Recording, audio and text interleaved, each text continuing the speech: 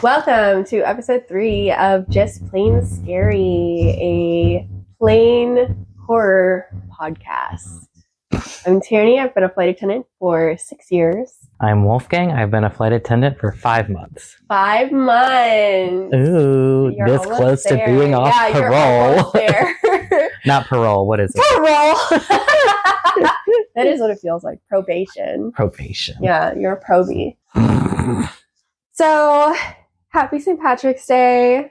This is the month of the green.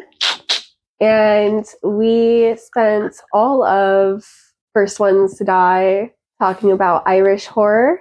And it's only fair that we bring this over to Just Plain Scary for this one with a movie starring Agent Neville Flynn. That's an Irish name.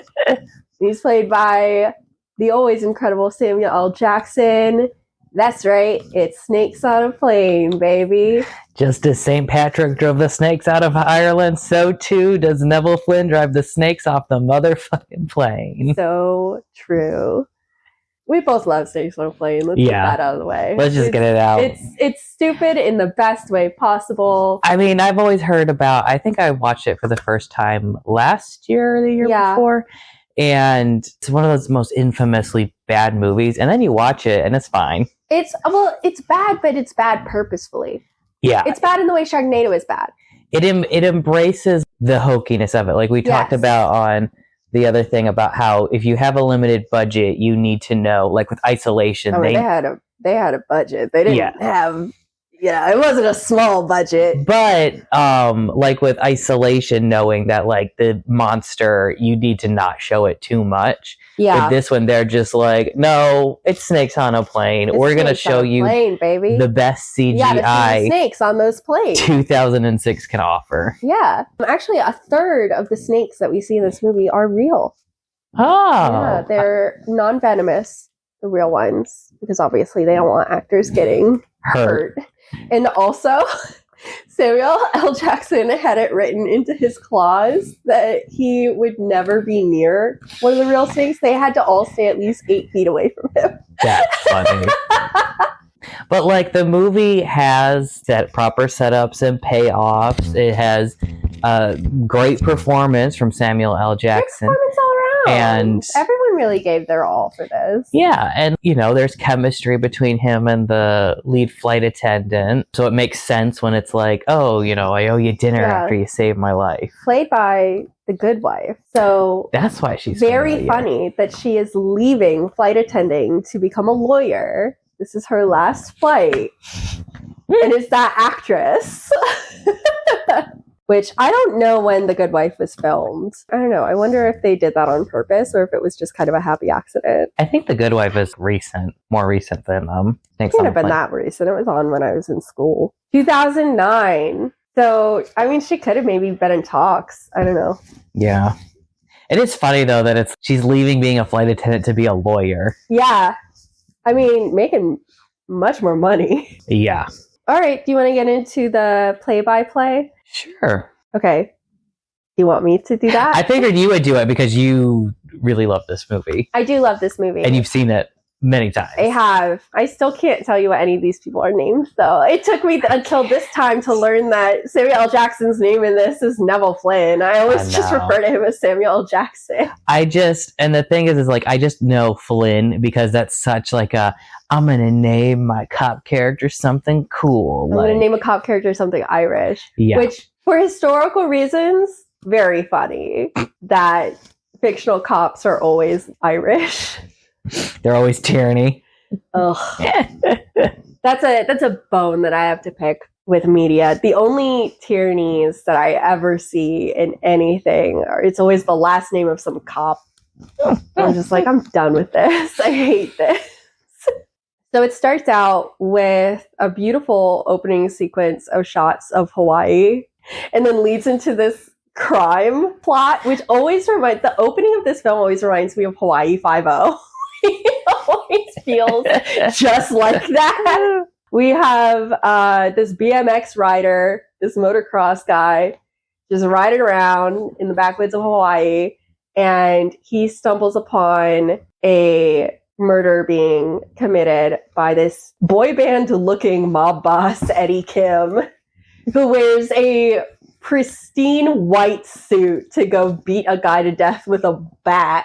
He and his model, when he talks to him, like, it's such a cartoon villain. It's so funny. And that's what I mean when I say, like, everybody really gave it their all, because everyone plays this so camp in the best way. Like, he is so clearly doing the most cartoonish villain that he can, but it really works with this film. That's the point. That's what this film is.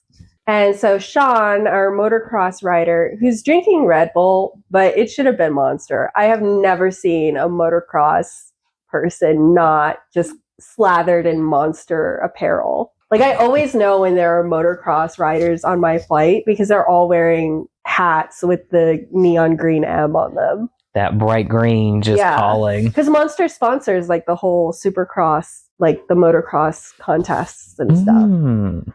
So he witnesses this, and he knows the cops are dirty and in Eddie Kim's pocket, and he's scared watching the news at home. And Eddie Kim's goons catch up to him. They figure out who he is, and Samuel Jackson is there to save the day. And he grabs Sean, and I wrote in my notes Uncle Sam, because you said Samuel Jackson looks like an uncle. He does. Like, this is his big moment. He's a badass. He's coming to take care of it, and he's in just not even like a fitted polo. It's like a loose. It's a loose dad polo. Yeah. And like that mustache. Yeah, hell and yeah. You know, got a little bit of a dad bod going on. Yeah. The dad age. He's middle aged in this. And he's got the watch that like a man of that age would wear. Like, he mentions a blown marriage, so it's possible there's like baby Flynns out there.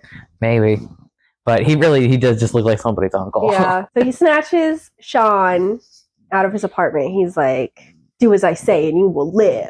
And takes him to the FBI place where Flynn works, which the interrogation room that they have him in is so funny. It's like a storage area in the basement. I was like, there's so many filing cabinets in here. You just have this man sitting at the table. You guys that hard up? So they convinced him to fly to LA to testify against Eddie Kim for this lawyer's murder that Sean witnessed. Which, that was a little confusing. Eddie Kim's in LA now? He was just in Hawaii. Yeah, I guess it's supposed to be that time has passed. I guess. It doesn't feel like it, though. No. It feels like the next day. It cuts immediately from this murder of him running away to the apartment. There's no title card, nothing. No. Where he's just like staring at the screen worried. Yeah. Flynn convinces Sean to testify, and they're going to fly on the red eye from Honolulu to LAX. And they had a decoy plane that they told the Honolulu police that they would be on so that the crooked cops would tell Eddie the wrong information. But unfortunately, Eddie got people everywhere, baby. It's a ramp agent. Eddie got ramp agents on this, which makes sense because they don't make a lot of money. I feel like it would. Rampers, easy to bribe.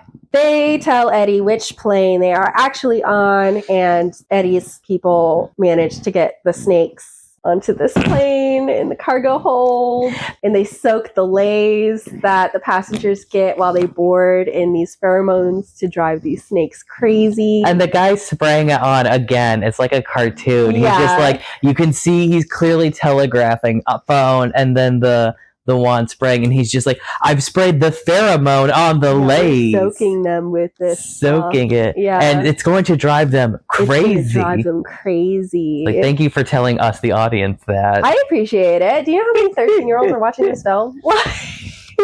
They need that hand holding.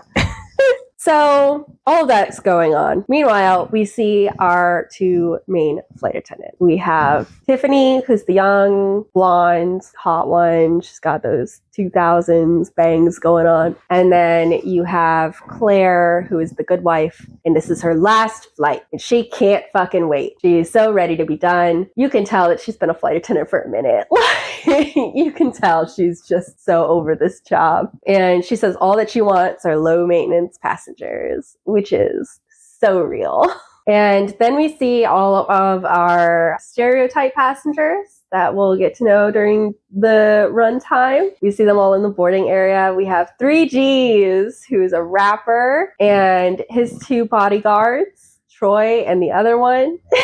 And Screechy's main thing is that he's a germaphobe. Yeah. He gets freaked out when people touch him. He's constantly putting on the Purell. Honestly, good for you. Yeah, again, watching this again, now. Post-COVID, like, good for you. That seems adorable. That man didn't catch COVID. Nope. So we see him signing autographs and a woman's boobs, and he signs the CD for just the whitest child in the universe, who he tells to stay black. Which is very funny. And we see the Paris Hilton stand-in, who she's clearly supposed to just be like some sort of rich, famous socialite or something. Her name is Mercedes. She has a little chihuahua in a vest. Named Mary Kay. Mary Kay in her purse. Not a carrier. Not a carrier. Not even on a leash. Nope. It's got a vest, but it's not like a thing when you clip onto a leash. No. It's just a little bedazzled jacket. Yeah, it's a fashion jacket. And we see this couple who are going home from their honeymoon, and the husband is a super duper nervous flyer. Gotta pop some Xanax to get through it. He's sweaty spaghetti. And we see another couple who is younger, and they're just going hot and heavy. They only exist in this film to make out and hook up. That's it. Yeah. And then we have a Spanish woman with a baby. The captain informs Claire, kind of the lead flight attendant on this. Apparently. Yeah. Everyone kind of defers to her. Yeah. She seems like the serious one. She's the, no nonsense. And the captain tells her that the FBI have taken over first class. They've kicked everybody else out. They've taken over first class, which they can do according to FAA something 108 section whatever. The way he just, again, he rattles it off when it's like, in reality, he'd be like, yeah, I guess so. Yeah, he would just say, yeah, they can. Because she's like, can they do that? He's like, according to FAA, whatever. Number 103.8. Which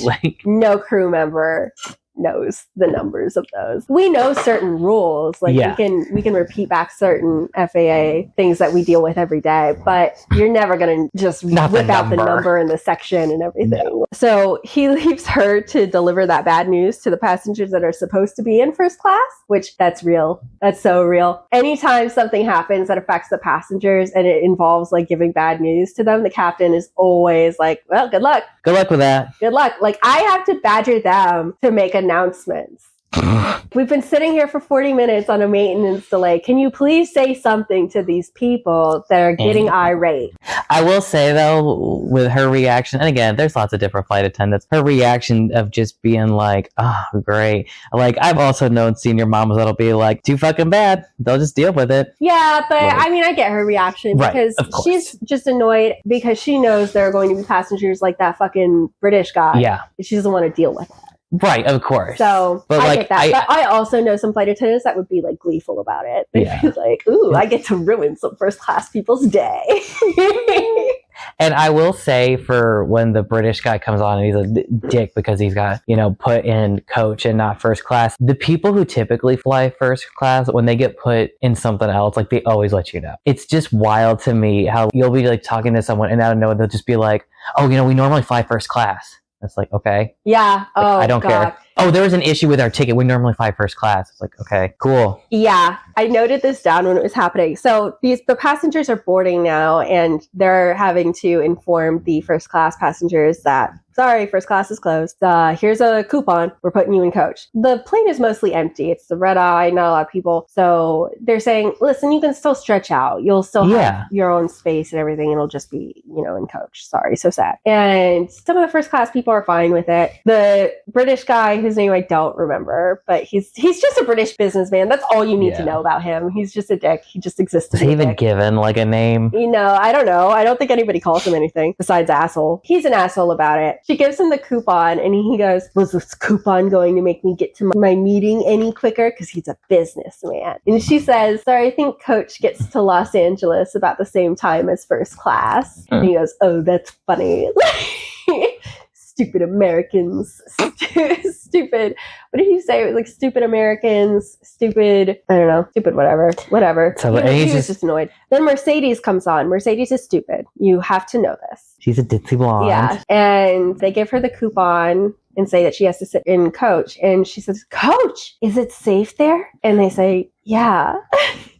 And I noted this down because I genuinely have had that exact experience. And I'm not joking. Where I had a passenger, first class had been overbooked. And so instead, she was sitting in the first row in main cabin. Okay. The first one. Like the business class kind of. Which still has lots the of leg room. room and everything. It's a comfortable seat. But she literally looked at me with the widest scared eyes and she just goes, "Is it safe to sit there?" And I still to this day have no idea what she could have meant by that. I was just like, yeah, it's perfectly safe. And then she sat down. She didn't cause any problems, but it was just bizarre. You see a seat there. Yeah, there's a seat belt. It's a whole seat, baby. You're fine. So I wrote that down because it just reminded me of my experience. And then I wrote down phone on the aircraft because Flynn and Sean and Flynn's partner, whose name I do not recall. Like John. Yeah, I don't know. They're sitting pretty in first class. And Flynn is on the phone with their, I guess, kind of handler at the FBI, who's played by a guy who is never who I think he is. He looks very familiar. He's like a character actor. He's been in a lot of stuff. He's been in a lot of stuff. And every time that I first glance at him in this film, I think, oh, it's Ray Romano. And it is not Ray Romano. Bobby Cannavale, or Cannavale, or Cannavale, however his name is pronounced, who's known for the NBC series Third Watch, which I've never seen. Oh, Will and Grace. Yeah, he's been in a whole lot. Oh, yeah, he's an Ant-Man. Okay, well, anyway, that guy, who's not Ray Romano, calling him to keep him updated because there are still phones on the aircraft, which is just always a little delight to see because we don't have those anymore. Then you see Eddie Kim in his little martial arts palace because he is a cartoon of a mob boss. And he's talking to his goons. And one of them is like, "Eddie, are you sure you want to go through with this? About, killing 400 people on this aircraft." It's not 400 people, but they don't know how many people Something like that, yeah. Eddie Kim says, "What? You think I haven't exhausted all other options? He saw me." Which is just such a funny thing to say. What other options have you exhausted before you came to the conclusion that you needed to put snakes on a plane to take the plane down to kill one person? He literally put a bomb on the plane, because the crate opens. Just put a bomb on it. What do you mean? All other options have been exhausted. All have of you them. tried TNT? That's I just imagine he has a list, and it's like Wile E. Coyote's list of getting the Road Runner of did all these options. Is he only allowed to kill people in these cartoonish ways? He's only in 2 scenes, and he's great. It's great. Also, we get the mandatory UMs. Mandatory. We get the mandatory UMs. There is always going to be at least one UM on this sort of flight in these movies. And it's 2 little boys. They're brothers. They're cute. It's fine. And that's something kind of different where they're very young, but there's an older brother. Yeah. Who's... They're not the kind of precocious UMs that we usually get in these movies. The flight's taken off. It's looking all fine. I noted Claire has the most bored expression on her face as she just goes through the safety demonstration. While Tiffany is acting very flirty because she is feeling Sean. Yeah. She's feeling a type of way about Sean. All about him. And our stereotypically gay male flight attendant, whose name I do not recall, he overacts while doing the safety demonstration and is just very theatrical about it. And I just liked all 3 of their how different they were. And now they're working the flight. It's a normal flight with the exception of the hot and heavy couple deciding to get up in the middle of the flight and go into the lavatory and disconnect the smoke detector, which is a federal offense, which that safety demonstration told you, so that they can smoke a joint while they literally get fucking naked in the lavatory and then fuck. Why would you take off all of your clothes to hook up in the lavatory? Just do the bottoms. What are you doing? There's not a lot of space in there. No. And it's just nasty. You wouldn't put your clothes on the floor of a lab. No. So they're working the service. Tiffany's hitting up Sean. Grace and Claire work through the main cabin with the beverage cart. And I wrote down, I enjoy the passengers so much more when they're unconscious. so real. And that's another thing about how like it's so unrealistic because like the lights are bright. The lights are super bright, but I will say I have flown with some flight attendants that are like, no, we have to keep them all on so that people don't get hurt in the dark, bump into things. I have flown with some like that. So sure, but there's different settings for lights. I know, dim them a little. You wouldn't put it on full bright like when you do a walk. My favorite is when we get the ones with the different colors, and I'm just like, that soothing blue. Go to sleep. Don't wake up. Yeah, and I put hair up during service because I thought that was a nice little detail as well. Because all their hair was down until service, and then suddenly they put their hair up, which is what you're supposed to do. Oh, and I put sweet honeymoon couple because we go back to the honeymoon couple. The husband is having a hard time. He is having a hard time. And his wife asks him, she's like, if you're so afraid of flying, why did you let me pick Hawaii for our honeymoon? And he tells her, because you wanted to go. Yeah. And that's just so sweet. I liked it. And then we have the you people scene, which is when Samuel L. Jackson, Flynn, his name is Flynn, and he gets up, he tells Sean to stay put. Sean, you are not allowed to leave this tower. And he goes to stretch his legs. And he stumbles upon Claire in one of the galleys, and Claire is still irate that they took over first class without giving them a heads up. And so she's being kind of short with him. And he asks if he did anything wrong. And she says, yeah, actually, it'd be nice if next time you people could give us a heads up before you take over first class. And he goes, you people? And the white woman panic flashes through Claire's eyes. And she's suddenly like, oh no, I didn't mean. And he goes, oh, it's fine. I'm kidding. She's laughing. She offers to get him something because of white guilt.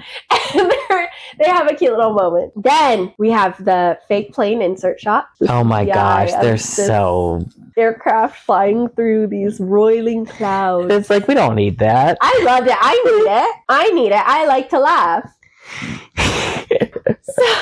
So we get those, and then we go to the cargo hold where the snakes are. And there's this cat in a carrier, this nice little Siamese cat, I think. Yes. And hissing away because she knows what's up. And this bomb goes off. This timer goes off. It's not really like a real bomb, but this timer goes off to release the snake from their little hidden crates. And the snakes come out, and there's tons of them. And we get snake vision.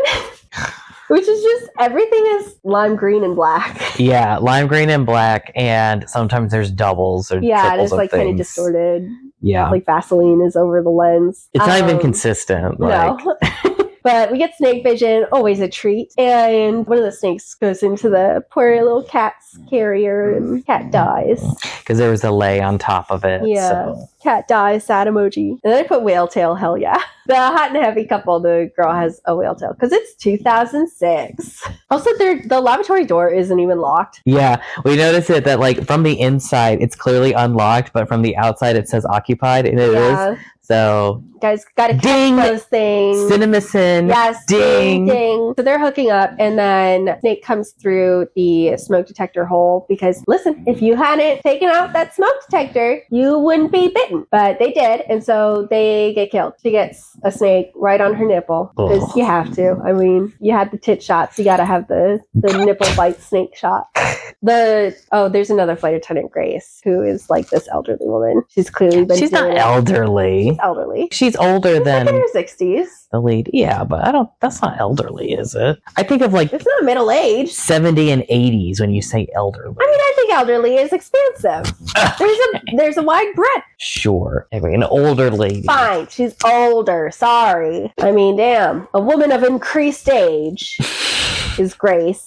And she has clearly been doing this for a minute. And she and the gay boy flight attendant are outside the lavatory when the couple is getting mauled by these snakes. And they think that they're just hooking up, and they're just cracking up over it. Yeah, we get some of the tension, the slow build tension of who are the snakes going to bite next. Is it going to be this passenger with her foot bouncing up and down as she listens to music? Is it going to be the lady with the baby? Is it going to be the kids?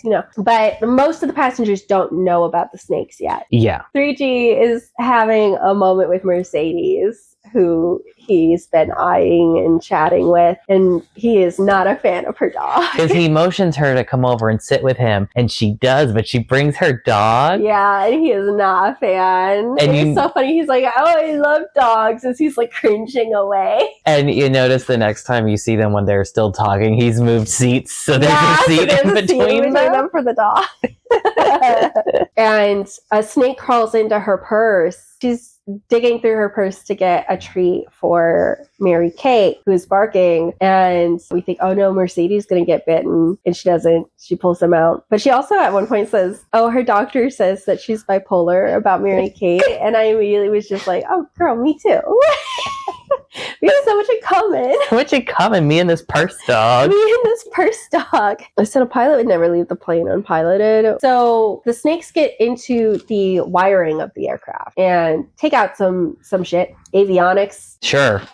Insert word here. Yeah, avionics, which I needed we to lost look up. Bimbledy. We can't fly without Bimbledy. I needed to look up if that was a thing. Hold on. Okay, it is. It's the navigation. Avionics systems include communications, navigation, display and management of multiple systems. So it's a bunch of important shit. Yeah. So they lose avionics. So the captain opens the hold to go down and manually reset the breakers, which he does. But while he's down there, he gets bitten by a snake. But nobody else saw it happen. They just see his body is unconscious on the floor because Claire comes into the cockpit to ask about the turbulence. And that's when Rick, the lecherous first officer, gets up and just leaves the plane completely unpiloted to go down and check on the captain. That would not happen. Ever. Okay, yes. Autopilot is a thing. That's true. But there's still no pilot in the world that would just leave without anyone having control over the aircraft. And also, Claire would not just walk into the cockpit like that. Well, okay. She would probably call, even if there is a code that she knows that she can get in, it's more likely that, like, she would call first. She would call first. She would call first no matter what.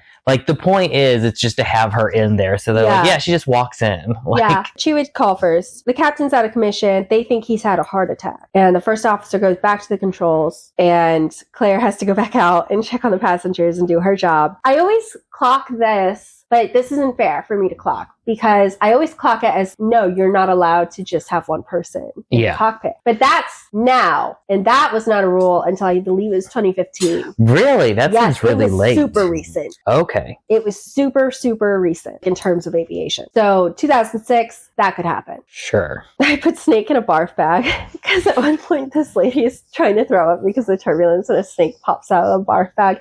This is when snakes are coming out of the fucking wazoo. Yep, it's pandemonium. Some more snakes hit more wires and took out more shit. The oxygen masks come down. Snakes are coming out of the overhead compartment because of that. The luggage is coming out of the overhead compartment from turbulence anyway. People are screaming. It's pandemonium. People are getting bit all over the fucking place. There was a guy who went to his lavatory and he said, "Hey, big boy," about his own penis. No, how's my big boy? Oh, how's my big boy? That's right. About his own penis. And I said, you deserve to get bit in the dick. And that's what happened. I like that they saved the dick biting one for this guy and not the couple having sex. I know. I did, like, they had to have two different lavatory snake bites. And some passengers, 3G and his two bodyguards, have ripped off the tray tables to start beating the snakes back with, which is super smart. Yeah. Absolutely. That's thinking on your feet. And people are beating the snakes back with the sky malls, which is very funny. And then we get gay boy flight attendant catching a snake and throwing it in the microwave in the galley and hitting the snake button to blow it up, which is the best scene in the whole film. And it's the only time that the movie ever goes full cartoon. Yeah. Where, like, Eddie Kim's performance is very cartoony, but this is like... Yeah, but this is like a direct wink to this movie is not serious at all in any way. And if you take it seriously, you're stupid. The survivors congregate by the stairs to the first class level, and Flynn directs them to start building barricades of luggage in the doorways so that the snakes can't get to them. Every time I watch this, even though I saw snakes on a plane first, every time I see this scene now, whenever I rewatch it, I still always say that's a World War Z moment. Yep. Immediately I'm thinking of World War Z. Wait, that one did it really well. Got it from Snakes on a Plane, as far as I'm concerned. It's a Snakes on a Plane moment. You need to correct yourself. I know. Oh, there was this passenger who's a kickboxer. That's like the whole thing. He thinks that he's Superman. Yeah, he's a kickboxer. The gay boy flight attendant was like, "Oh, I'm a kickboxer too with my girlfriend." And the kickboxer guy's like, "Sure, you have a girlfriend." And then gay boy flight attendant tries to kickbox in the aisle in his uniform, which in no world. No. First of all, he would not be wearing pants loose enough to do that.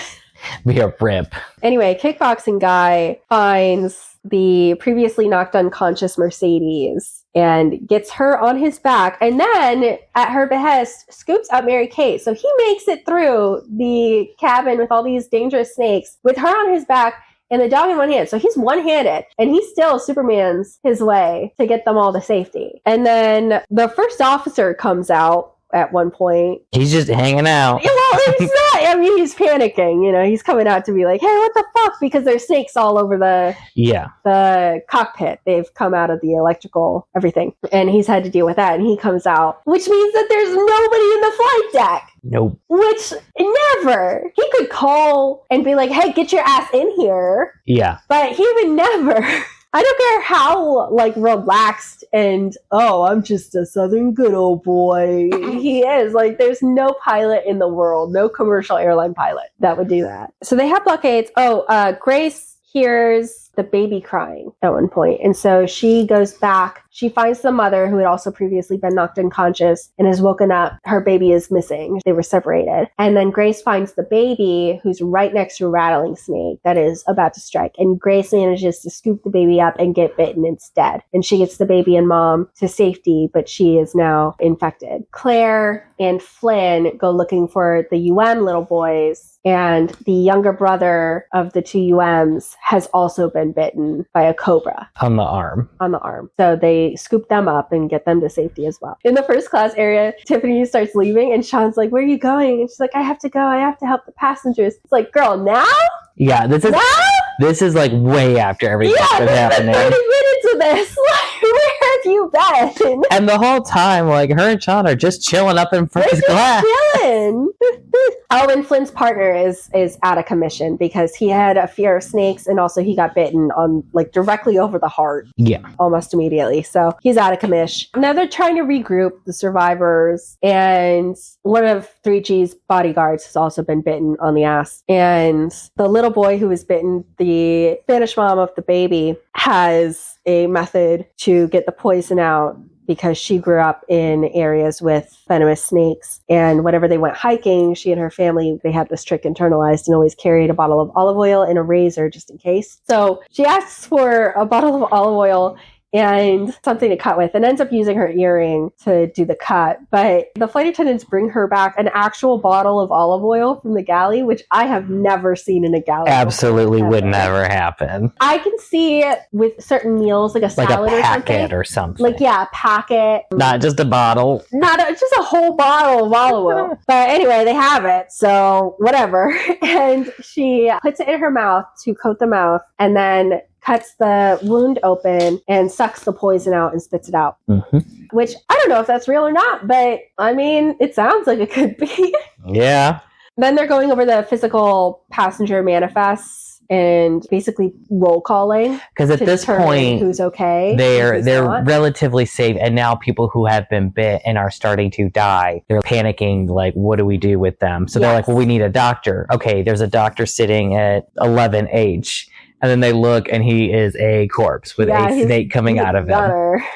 And then they decide to get their weapons. And this is a real validating moment for me because Flynn is like, "Oh, get any silverware you got." She's like, we don't have silverware. We only have these. And they're like plastic sporks, which, I'm sorry, you have a whole bottle of olive oil. And no real silverware. But no silverware on your aircraft. Okay. But then she whips out these wine bottles and breaks them so that they're shivs. And I had such a moment of validation because in Recurrent, which is every year we retrain to requalify as flight attendants. And for my airline, we always have a self-defense module where we go over a lot, but there's always a part where they say, okay, now here are the things that you would find in a galley, improvise a weapon. You know, you're being hijacked or somebody's rushing the flight deck, improvise a weapon. What do you do? And my first year doing this, I went up and I grabbed the empty wine bottle. And everyone always is like, oh, I would just hit them over the head with the wine bottle. No, baby, you don't want to do that. What you want to do is you want to smash the wine bottle on the metal edge of the counter or like a cart or something. Yeah. And then stab the guy in the neck. That's what you want to do. You want to go into the jugular or up under the chin. And so I said, I'm not going to do this. As in, I'm not going to shatter this wine glass right here in this classroom. But this is what I would do. And there was silence. And then one of my classmates goes, damn. And the instructor was like, well, I mean, it sounds like it would work. It's effective. I'm like, yeah, I'm not trying to knock this guy unconscious. I'm stopping this guy for good. One and done, baby. Yeah. She did that so that they would have, shivs. And I was like, yes, exactly. Now, because they're regrouping, Flynn can call his man on the ground back and update him and be like, listen, shit's gone off. You know how we went over every possible emergency? Yeah. Well, here's one we didn't anticipate. Here's one we didn't anticipate. I was smack in the middle of it. So the man on the ground starts organizing to be prepared for when they land. And he demands the top snake expert in the time zone, whoever it is. And so they go and get him, and he's just this nerdy guy who clearly takes his job very seriously. And I meant to look up what else this guy has been in because he also looks very familiar. He looks so familiar. Character actor that's an extra. Because I know this man, whoever he is. Although maybe he's just. This is the hard part of watching this movie so much. I'm like, maybe he's just familiar to me because I've seen this movie a lot. Wow, I've seen this guy like so many times. In this movie I've seen 500 times. He's in everything I watch. Because I'm looking and I don't recognize anything that he's been in. So I wonder if that's the case. He just looks very similar to the type of guy that they get for these characters. Yeah. It is really funny because like the majority of his scenes are in the car with the agent. Yeah. Because it's just taking that long to drive anywhere in LA. It's so funny. They get Dr. Stephen Price, which is the snake venom guy. It's so funny because this guy is walking out of the building and the agent says, Dr. Price? And he goes, it is I. He's talking about how this better be important because we got this rare snake who's the babies are about to hatch and it's for the first time in captivity or something. This is very exciting. And the FBI agent goes, yeah, I got another exciting thing I'd love to tell you about. We cut to them in the car. Obviously, Dr. Price has been brought up to snuff and is just kind of reeling from all of this information. And they get in contact with Flynn again on the aircraft. And he and Dr. Price are talking. And Dr. Price needs him to identify all of these snakes because if they administer the wrong antivenom to somebody, they would die from that. Yeah. And they're talking about like hundreds of snakes. I mean, these are snakes from all over the world, all different antivenoms. Flynn is not super into that because he's not a snake person. But Dr. Price says, good luck, do your best. And I do like... And then he says, time is tissue, and hangs up. He says, hurry up, time is tissue. Which I just think is such a fun this role is such a fun little side role. Like for a character that's not in much of this movie at all. He's just so funny. And he also brings up the point that you need to make all of the local ERs aware because they're not equipped to handle this many critical snakebite cases. So we really have to genuinely prepare for when that plane lands. Well, and he's pointing out that they're only going to have the antivenoms for North American snakes. Nobody's going to have antivenoms for any other continent snakes. The FBI guy goes, what about zoos? And he's like, I mean, they don't carry that much. Like, I don't know what to tell you. For the amount that you're going to need, it's going to be a day of transit. Yeah. And they determine that their best bet is to find whoever Eddie Kim's snake supplier was. Yeah. From LA, because he'll probably have the antivenom. And luckily, snake expertise is apparently a small world, because Dr. Price knows exactly who the fuck it is. He's like, yeah, there's only one snake smuggler in the area who has that many snakes. And I know where he is, coincidentally. He's in a desert somewhere. We're like part-time lovers, like from opposite sides of the law. And he does mention that this guy has been busted a couple times for big illegal exotic pet trades, but it is very funny where he's just like, he immediately is like, I know exactly who it is. Like, it's a personal vendetta. It was a bad breakup. So they track him down. Meanwhile, back on the aircraft, I must mention Mary Kate's sad demise. Yeah. Dog dies, sad emoji. Was killed by the asshole businessman. Asshole businessman. Because they have to evacuate up to the first class. There's nowhere else. Up to the first class because the snakes are coming through the barricades and there's now a boa constrictor. It's just not going to work. So he throws Mary Kate to distract the snakes. Mary Kate gets killed. And then immediately after that, the boa constrictor kills the businessman. And the thing is after he does it and Mercedes screams, obviously, and everybody's like, whoa! And he's just like, what? You all would have done it? You all would have done it? It's just a dog. Yeah. And he gets swallowed up by the boa constrictor. Oh, the CGI on that boa constrictor. So good. Justice for Mary Kate. So they go upstairs and they cover the staircase entrance with the life raft. I was on a plane one time and we had like a 2-hour maintenance delay because the life raft was coming out of the ceiling. Oh no. Grace also dies. She gets a hero's death. I should have been retired by now, but this old broad wanted one last tour of duty. And the mom overhears and she's like, you saved my baby. You were here for a reason. And so Grace gets to go out with Grace. And the mom has kind of taken care of the two UMs. Mm-hmm. The AC turns off. They lose AC power, which means the air isn't circulating, which means they aren't getting enough oxygen. Yep. And it's getting mad hot. And this was funny when someone points it out. They're like, Sean it's so hot. Oh, Sean. Sean points out how hot it is to Flynn, and Flynn's on the phone with down below. And Flynn is like, I'm from Tennessee. I hadn't noticed. And that's real. I'll be honest. I've had so many cases where other people on the plane were like, can you do something about how hot it is? And I'm like, it's hot? For me, it's always the opposite. It's always like, oh, it's so cold. Can you heat it up? And I'm like, no, this feels good. I don't say that. I'm just like, oh, I'll see. Then we had 3G getting real upset, having a little panic attack about the germs and everything and the air not moving. There's somebody coughing on the plane who's now next to him. And he ends up getting Flynn's gun. And Troy talks him down by saying, Clarence, we grew up together and I don't even recognize you right now. There's a baby. Man, you're pointing a gun at innocent women and children. Like, there's a baby right there. Yeah. And Flynn gets the gun back and says, sit your ass down, Clarence. Like, he hits the Clarence so hard. Clarence. Which he does. Also, my favorite line from people on these airplane movies is, I gotta get off this plane. Oh, yeah, I know. And it's like, what do you want? What do you want? What do you want? Do you want to go face first over the Pacific Ocean? He's like, I need some air. What do you think is gonna happen?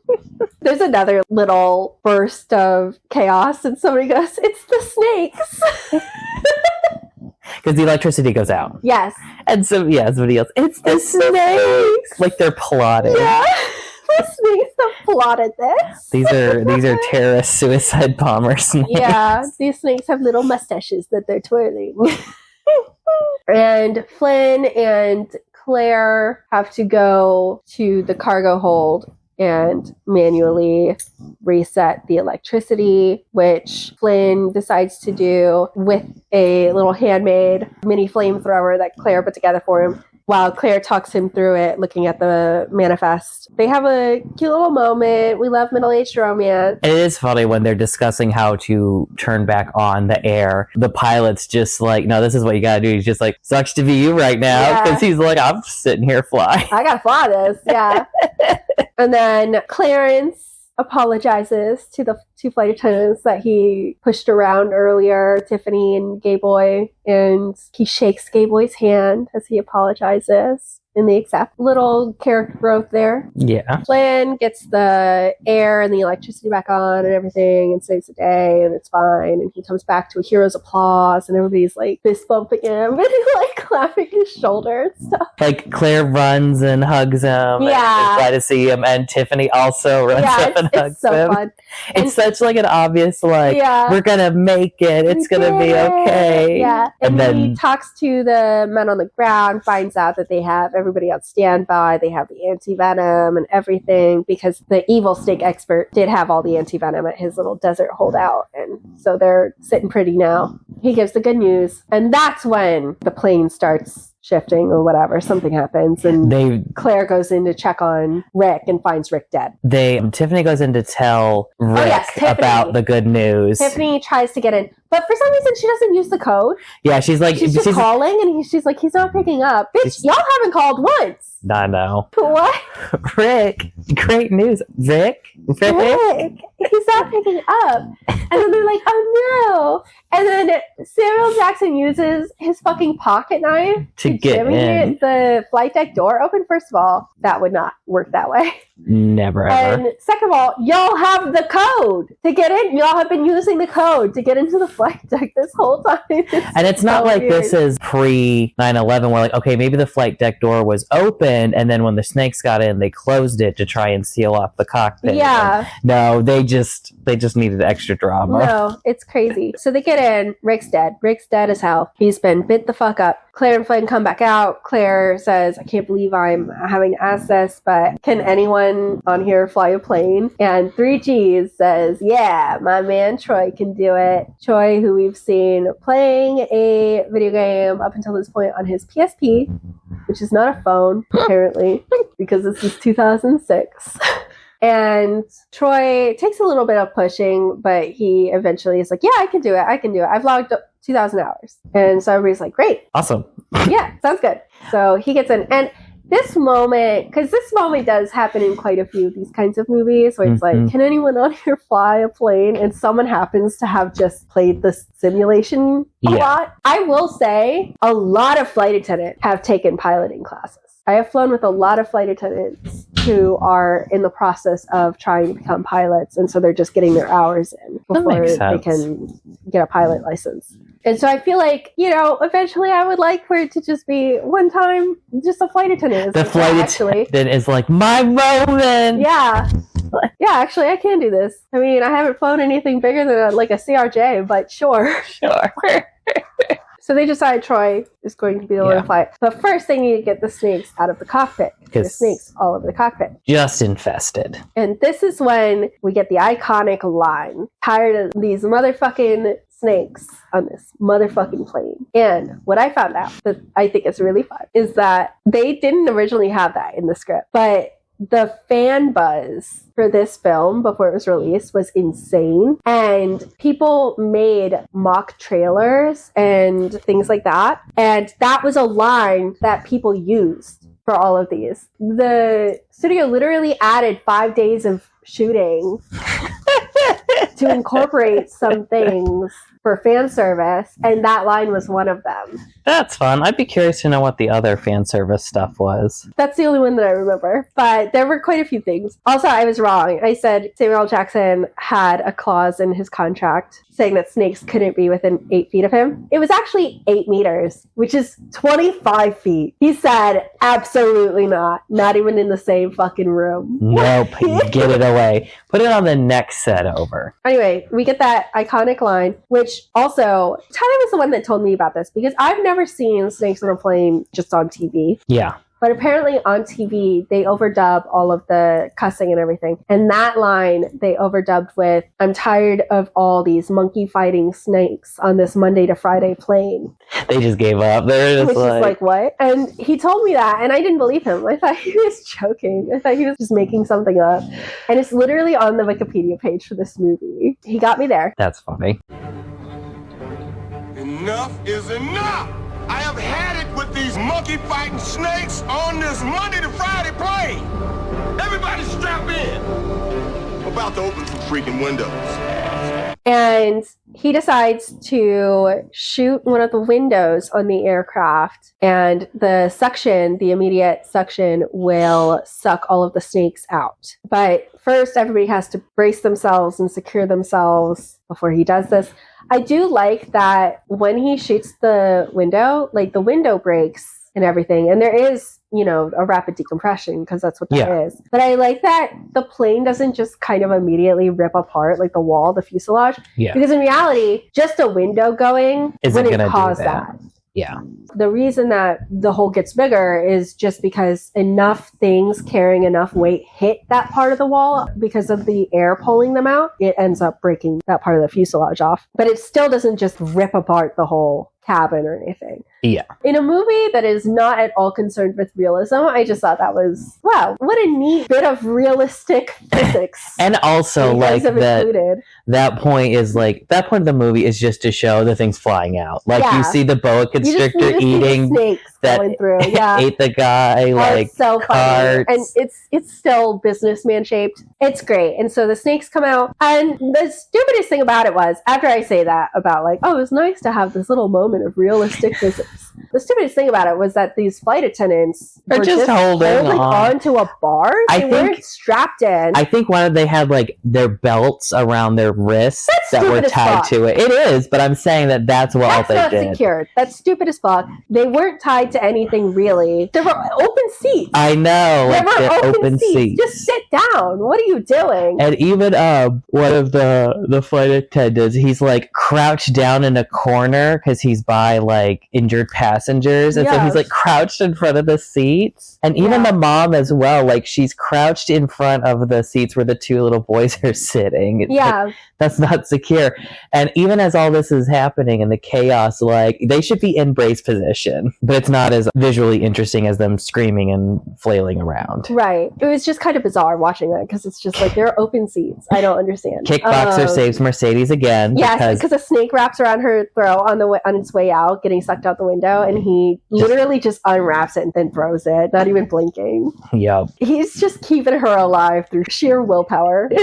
I also noted that Sims are video games. So another thing that I see a lot is in these situations, whenever they find out it's just a video game that they've been playing, it's oh no, it's just a video game. If it's a simulation, pilots are trained on Sims. Yeah. I mean, don't get me wrong, they do actually fly planes. That does happen before they can become a commercial airline pilot. They have to have enough hours flying some sort of aircraft. Right. But there's a big difference between, flying an Embraer 145 for your hours before applying Delta or United or whatever, and then you fly a 747. Yeah. There's a big difference between those aircrafts. And before you fly the 747 the first time, you've just done it on sim. You're passing sims. That's the whole point. You do sims and you pass, and then you get to go fly the real thing. With people on board, by the way. Their first flights do have passengers. It's not like they're just practicing on an empty plane. So if you ever have really hard landings, sometimes it's probably a new guy. Baby's first 4 days. And also, when Troy gets on there, he's just yo, what up? It's me and my main man here. They're just Power is what the fuck? Yeah. And then they're it's a video game. You need to hand this off to somebody else who's more qualified. And Flynn is just you're talking to the most qualified one. But it's so great because just the looks that Flynn keeps giving Troy in the scene where he's I know you're the best option, but Jesus Christ. Come on, dude. Yeah. And he's you're good at this video game, right? He's yeah. I mean, my brother Randy has a high score, but I'm good. And so then they're going to land. And it's going to be a rough ass landing. Because number one, he doesn't know what he's doing. Also, there's a hole in the plane. And then number two, well, there's a hole in the plane. They don't have the correct orientation for the longer runway. It's going to be a rough situation. And so he announces for everybody to brace. And once again, these flight attendants literally just stand and hold onto the stair railing. The safest place to be. And what world? Sit down. There are open seats. What are you doing? And that's also like throughout this movie when there's turbulence, most of the time people don't react and they don't move or shift around, like their hair stays in place. So it's very funny. So it's like, okay, we have to brace. And even as they're going in for this rough, hard landing, they just kind of like shake side to side. Yeah. It's the like camera when, was just going it's side like to when side. you see the behind the scenes of like Star Trek The Next Generation. It's the opposite of that. Where like, but somebody stabilizes the camera.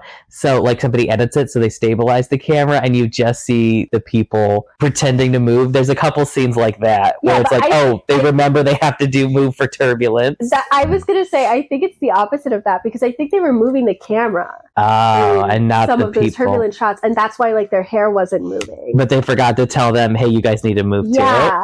So like if you were to stabilize the camera, they just wouldn't be moving at all. Yeah.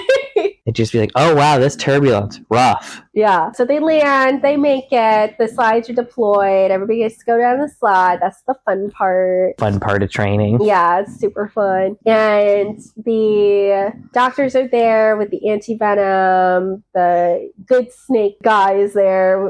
Everybody gets off, and then Sean and Flynn are the only ones left. And they have their little bro moment, and then Sean gets bitten by a snake right on the chest. And then Flynn shoots him in the chest twice to kill the snake. I feel like you could just rip the snake off and stomp on him. He just acted on instinct. And Sean goes down the slide, and a bunch of people swarm to check on him. And wouldn't you know it, he had a bulletproof vest on. He's fine. It's such a weird thing. Oh, that could have been an interesting twist if we don't see the audience doesn't see the snake. So when Flynn shoots him, along with everyone else on the ground, we think that he was one of Kim's people. But this is fine too. Yeah, I mean, it's fine. It's whatever. It always reminds me of The Lord of the Rings when you think Frodo has been stabbed fatally, but he's wearing the mithril, which is basically a bulletproof vest. Yeah, the magic version of a bulletproof vest. Yeah, and so he's fine. It always reminds me of that. I guess some of their loved ones are there. So which is funny. And so Gay Boy's girlfriend is there, and the punchline is, the Gay Boy actually had a girlfriend. It's like, they're bisexual men.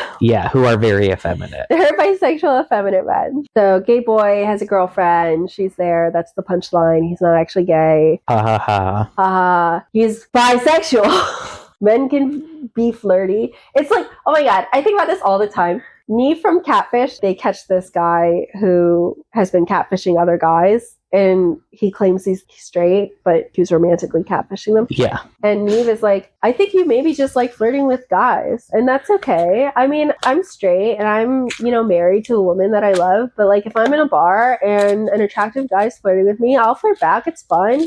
We all do it. It's okay to flirt back with a guy. You can be confident in yourself. Is that the one where the meme of like, well, you got me there? No, that's a different one. That's a different one. Yes! Damn, Catfish is wild. I know. I love it. It's one of the best shows of all time. That's prestige television to me. Maybe he's just flirty. Maybe he's just like that. Damn. You don't know his story. All we know is that he goes kickboxing with his girlfriend in Malibu on Tuesdays and Thursdays. And then it ends with just bros going to Bali together. Sean and Flynn on a surf trip in Bali, because Sean had mentioned that in the interrogation room. He was super depressed because he's like, man, I was planning a surf trip to Bali and now I'm going to get killed in a brutal way by a mob boss that's straight out of a cartoon. And Flynn had mentioned going to Bali one time and saying it was beautiful. And Sean goes, you don't look like a surfer. No offense. Like, no disrespect or anything. And Flynn goes, none taken. I tried it, but I'd rather lay on the sand and admire the beauty. And Sean was like, you didn't stay on your board, did ya? And Flynn goes, nope. So now at the end, they got to go on their surf trip together to Bali, which is very cute. Both have a moment with the flight attendants. Yeah, with that they their were, respective flight attendants. you know, and it's so funny because like the difference between the actual chemistry between Flynn and Claire and Tiffany and Sean, it's we are two young 20-somethings in a movie. Yeah, we're just hot. Yeah, we're just hot. Where, you know, Flynn has this line that's like, well, since you saved my life, I think I owe you a dinner. And, you know, Claire, yeah, like they're like mature. They've been around the block. They know. Whereas Tiffany's just like writing her phone number and then kisses him. Yeah. Call me. Like, call me. So they each get their girl, but we don't see the girls in the end. I misremember that every time. Me too. I think that the's going to be them on the beach. Them on the beach. Yeah. Like Claire and Tiffany also on the beach, and it's a double date to Bali, but they're not there. So I think like our mind just genuinely puts it in because it's like, this is what makes sense. I guess. Like you should have a comedy scene where Flynn and Sean fall over and it cuts to them on the beach watching and something. I don't know. But I think it's fine if they're just in Bali together. Just good. Two bros standing on surfboards. I know there's only one bed. And then we have the Cobra Starship music video. I forgot this movie has a straight up music video. It's a music video for the end credits, and I love it. And it's also very cheesy. It's so fun, and it has a Pete Wentz cameo. I love that Pete Wentz is in Snakes on a Plane. And the fact that it's just the end music video, not the movie itself. He's still technically in it. Right. But like you're imagining he's one of like the screaming passengers or like he gets killed in a fun way. Too bad. I don't care. I'm not going to give you any context. Pete Wentz is in Snakes on a Plane. You got to watch it to find out. Watch it to find out. That's funny, the idea of someone like watching through Snakes on a Plane. It's not till the very end. Literally. Okay, and that's Snakes on a Plane. I did want to mention two little trivia fun facts that I found out. So Samuel L. Jackson at one point said, because the thing is, Snakes on a Plane did not do well. Nope. It was so big. It was so big. I don't really remember 2006 on account of being a young child. But apparently, Snakes on a Plane had such a huge online thing. Like, it created so much internet buzz. It was in the early days of YouTube, and people were putting together compilations and parodies and like fan trailers and stuff on YouTube. The production team or marketing team, some team involved in the film, did a fan contest for musicians to have like the winner's song put on the soundtrack. That generated a lot of buzz. There was just a lot because you hear the title Snakes on a Plane. Yeah. You hear Samuel L. Jackson. I mean, everything that you hear about this movie, and it sounds insane. It's from a real production company. It's got a real budget. It's got a real cast. Yeah. This is crazy. And so everybody was really, really looking forward to it. And they reshot things to cater to fans and fan theories and stuff and things that people had posted that they wanted to see, including the original shoot. The original cut was PG-13. They reshot to make it an R rating because people were expecting that. Yeah. Which a lot of critics complained about and said that doesn't make sense because the movie Snakes on a Plane is a movie for like teenagers. 14-year-olds. Yeah. This is a movie that, like you said, watching it, they need the hand holding because it's 13-year-olds watching it. And they were like, do you know how many teenagers on sleepovers want to watch this movie? Yeah. That would have been where most of your money would have come from because the thing is, Snakes on a Plane bombed. Yep. And it bombed hard, which is crazy. But I read that and I was like, you know what? That's fair because I first watched this at like 14 or so, 13 or 14. And I fucking loved it. Obviously, I didn't watch it in theaters. It was out by then. But I fucking loved it. And I have never stopped loving it. It's definitely a movie that teenagers are watching on a sleepover. That's what this is. Yeah. It did fucking bad at the box office. The critics didn't really like it. And Samuel L. Jackson at one point defended Snakes on a Plane by saying, it was the kind of movie I would have gone to see when I was a kid. I feel sorry for all those people that are going through that whole trip of why would Samuel L. Jackson do something like this? And it's lowbrow. It's a movie. People go to movies on Saturday to get away from the war on Iraq and taxes and election news and pedophiles online and just go and have some fun. And I like doing movies that are fun. I was like, this rules. Yeah. And I've heard him even talk about they wanted to change the name from Snakes on a Plane, and he was just like, no, It's snakes on a plane. That was my second fun fact. At one point, the film was given the title Pacific Air Flight 121, only to have it changed back to the working title at Samuel Jackson's request. Samuel L. Jackson told an interviewer, "We're totally changing that back. That's the only reason I took the job. I read the title." I love him. Just that quote of like, this is a movie that I wanted to see as a kid. Yeah. And I like doing movies that are fun. This movie's fun. Yeah. I love that. And it's also really funny to me thinking about his career up to that point because, yeah, Samuel Jackson did a lot of serious roles. Everybody knows Pulp Fiction, but he did a lot of serious stuff. I know him from Snakes on a Plane because I saw it when I was pretty young and still, learning who he was. So to me, Samuel L. Jackson has always been the Snakes on a Plane guy. The Deep Blue Sea guy, you know? And that makes so much sense then with like, when you think about his character and that death in Deep Blue Sea. Yeah, he picked it because it's fun. It's fun! Oh my god, his death in Deep Blue Sea is incredible. He had done Deep Blue Sea by then, and that's kind of a silly movie, but he had done just so many serious or at least normal, respected films. And so for a lot of people, I'm sure Snakes on a Plane, they were like, what is this man doing? But he was having fun is what he was doing. I wonder if causing all that hype almost ruined the movie because if you build up you built up the expectations so high. And there was no way to fulfill them all. And especially when you're doing these contests and doing reshoots where it's known that like, oh, you're doing this for the fans. So if there's something in it they don't like, they're going to feel cheated. Yeah. But I think it would have been it should have been a sleepover movie. It should have been. Just cut out that lavatory hookup. Or like edit it. So there's not, just don't have them take their tops off. Yeah, and you just have to get rid of some of the fucks. And I think they could say it twice, can't they? Or 3 times? I think it's twice. Oh, okay. So just keep the motherfucking snakes on this motherfucking plane. Yeah. Everything else? Yeah. Yeah, but honestly, I also just think there shouldn't be a rating R for language anyway. Yeah. I think that's stupid as hell. This is what's so funny is how times change. Because when I was a kid, my mom would always quote from Back to the Future. And she would, especially if we did something boneheaded, she'd just be like, hello, McFly, hello, and kind of lightly knock on our heads. And we were like, what is that? What is that from? And she goes, you don't know Back to the Future? And we're like, no. And so for Christmas that year, I would have been like 11, I think. Our grandmother got us the entire trilogy. And my mom was really excited. But it wasn't until we were watching it that she was just like, I forgot how much swearing's in this movie.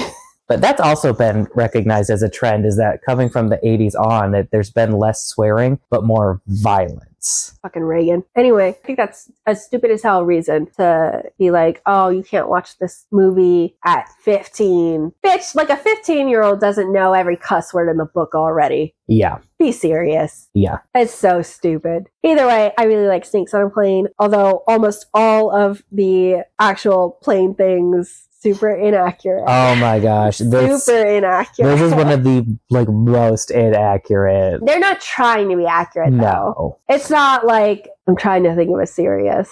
Something like Red Eye, where all of a sudden the bin space is like completely different. I don't even want to talk about Red Eye. It's not like Flight with Denzel Washington. Denzel Washington? I don't know. What's his name? It is, isn't it? Yeah. Okay. I was like, did I get that man's name wrong? Because I just had my dad's voice in my head doing that cute Denzel Washington. I told you about that. No. Yes, I did. Because he claims it's from an SNL bit. Okay. That I have never managed to find. Ever. I think he dreamt it. I genuinely think he made it up. And he quotes it constantly. Whenever anybody mentions Denzel Washington or anything he's in, my dad goes, oh, that cute Denzel Washington. Because of this supposed SNL skit that I have never been able to find. And I think it's in his head. I think he just, his subconscious is like, Denzel Washington, he's cute. Here's a skit about it. The intricacies of when you're allowed to call another man cute. Literally. It's not trying to be accurate, but damn. I mean, all of it. Like the amount of time that this cockpit spends empty while midair. The fact that there's a glass bulkhead. The glass bulkhead is crazy. And it's there because they want to send somebody through it in a moment of chaos, but it's still crazy to watch. The one thing I'll say is that I did like that you saw variations in the uniform on the female flight attendants, which that's real. That's real. Like Claire was wearing pants, Tiffany and... Nice flared pant legs. I want that uniform so bad. I want it so bad. I want the 70s uniforms to come back. I want go-go boots. And I want that kind of boxy mod dress option. And I want flared pant legs. And I want fun colors mixed together in fun prints. I want the chevron, mustard yellow, hot pink. I don't know. Come on. Do something fun. Yeah. I'm tired of the navy blue, the charcoal gray, being told white button down. Oh, we're getting a new uniform piece. And it's just a different version of a button down. And they literally all look the same. They're so boring. Every airline these days has the most boring ass uniforms. Every US airline has the most boring ass uniforms. I've seen some cute ones from other countries, but it's just boring. Why'd you guys pick the most boring colors to focus on? America colors. No, because they're not even red. Yeah. They're not even red. At least Northwest used to have the nice red coat. My point is, airlines, get it together, get creative, get back into color. Come on. Yeah. Delta has the purple, but it's still like a plum purple. It's just plum purple, and it's so... I'll be honest, when I saw the announcement, Delta was like, oh, we're getting new uniforms. This was a few years ago. And I saw the colors. They hadn't announced the designs yet, but they announced the colors. Yeah. And it was the mustard orange color and the purple, plum purple. So I saw the orange and the purple. And I was like, oh, they're hearkening back to that kind of 70s look of those sorts of colors mixed together. Yeah. And I was really psyched. I was like, damn, maybe I should go to Delta. And Tyler was like, be serious. Because Tyler does not like the 70s and SPO. So Tyler was like, absolutely not. Fuck ugly colors. They chose the worst options. But I was very in favor. Everyone else in the crew room that day was like, oh, what are they doing over there? Yikes. I was very in favor. And then they announced the designs. And I was like, are you for real? To get back to the point. Of the uniforms are very cute. And it was nice to see the variety. And especially because their hair... They're still the boring ass colors though. Yeah. It's that navy blue. It's the white shirt. Yeah. It's boring. It's boring. I need these airlines to do better. I need you guys to do better. You took away nail art. You don't let us do funky shit to our hair. I wish they If you're not going to let us accessorize, then make your fucking outfits look good. I wish that like airlines would just have a hat or like some kind of head covering. Yeah. Then you don't have to worry about compliance. They took away our different colored shoes. We used to be, this was most airlines used to be able to wear shoes that were at least one of the colors. Yep. For the airline. So like if the airline's colors were navy blue and red, you could wear red shoes or navy blue shoes. Now it's all black. Almost every airline, it's just all black. And I'm just like, you guys are so annoying. You're so fucking boring. You're just following each other in your bland-ass taste. I talked with a senior mama who was a flight attendant. I forget what airline she was with, but it was years ago. And she said that you had to have navy blue shoes. And she goes, it was so hard to find navy blue shoes. Might have been US Airways, because I know they did. Oh, okay, maybe. But she said that like she was required to have navy blue shoes. It wasn't black. Okay, it was probably US Airways then. But it was just very funny hearing her talk about it and rolling her eyes and being just like, do you know how hard it is to find navy blue, not black? Breaking out that acrylic paint, baby. Literally. But she was like also mad because the ones she found because she just needed shoes for work were ugly. That's real. Now that's real. I remember one time I had left my work heels at my girlfriend's house in South Africa. And I realized it on the plane back to America to work. And I needed work shoes. And I didn't have time to go to like a store. I just had time between flights. Mm-hmm. So I went to the only store in the airport that sold any type of like formal footwear. And the only shoes that they had that were uniform compliant for me were, number one, they were like $100. And number two, they were ugly as sin. And I was like, fuck me. So I got them. I wore them for just that trip, and then I literally returned them in that airport and went home, where I went to a Payless and got a new pair of heels. But it's so real. That whole trip, I was just like, this is Hate worse. this. Hate this. I worked exactly one trip in my dress shoes, and then I immediately ordered the boots I wear now that are just slip on, zip up. They're super comfortable. But anyway, everything's inaccurate. I mean, we don't really have to go down the list. No, it's anything involving the aircraft in this film. Horribly inaccurate. Just assume it's not true. The outside of the aircraft makes it clear that it's a Boeing 747-400, which is a real aircraft. Yeah. That has that kind of outside configuration, and it does have like the upstairs and everything like that. But the inside looks totally different. The glass, doesn't look like a movie glass set. walls, baby, those are not there. But it's fun. And also, the microwaves in the galley don't have a snake button. and this is very nitpicky, but like Hawaii is a vacation destination. People would have bags. Like when they're boarding, you don't see like anybody with bags. Every overhead is like filled with bags. It is, but it's like kind of bizarre. But when they not walk, that many passengers. But when they walk onto the plane, they don't have them. I'll give that a pass like, because we don't see everybody getting on a plane. I know, but that's the part where I'm like, it's true. It's like I already know working that flight would be miserable with bags if it's full. Oh yeah, for sure. In terms of our job, I'd give it like a 2. Yeah, dude, it's low. It's low. I'd give it like a 2, but it's 5 stars out of 5 as a film. As a film, it's very fun. I think describing it as a sleepover movie is perfect. Yeah. Like I said, it's the kind of movie where like they know that it's CGI snakes. They're not going to try and hide it in lighting and whatnot. And sometimes you can tell that it's just like a rubber snake that they're like, holding up and shaking. And the movie is full of like gags, like the snake in a bag. Like the pandemonium scenes you knew there was a writer's room where they were like, okay, we need a bunch of cool. Yeah, what snake kill would it be fun to do? Yeah. Yeah. The performances are good. It's good. It's solid. The writing isn't terrible. Like, again, Eddie Kim has these supervillain monologues, but it's like, yeah, okay, fine, that's just him. And again, that's them hiring good actors who can carry that. Yeah, for sure. I'm gonna look up what else he has been in. Eddie Kim? Yeah. His real name is Brian Lawson. Oh, he's Canadian. He should be like the villain in a children's show because that's exactly the performance. Oh, it looks like he hasn't really done that much. I guess Snakes on a Plane didn't launch. I can't believe that. Why not? This infamously unsuccessful bust of a film. But it's like a cult fave, though. Like, I mean, yes, it didn't do well at the box office, but you can't say Snakes on a Plane is unknown. No, it's not. But I do wonder if it's like, it's not unknown, but how many people have actually seen it? Like, because I knew all about Snakes on a Plane, but I hadn't seen it. It was like a cultural touchstone. Who hasn't seen Snakes on a Plane? The cultural touchstone is that everyone knows it's a bad film. That doesn't mean everybody's watched it. Unbelievable. Everyone needs to watch it right now.